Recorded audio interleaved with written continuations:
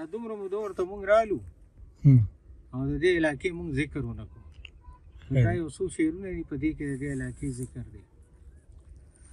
وی د دنیا د شوره لري دنګې سوکې د کړمار، د دنیا د شوره لري دنګې سوکې د کړمار، دا یخ سورې دا نخترې، دا یخ سورې دا نخترې، بس یو زه یو معیار.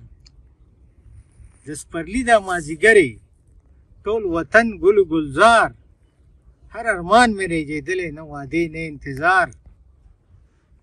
د انسان د شره لري د مرغو دا خوږ چغار، د ترو تندونه لري د ترو تندونه لري، دا د مینې ښایسته ښار.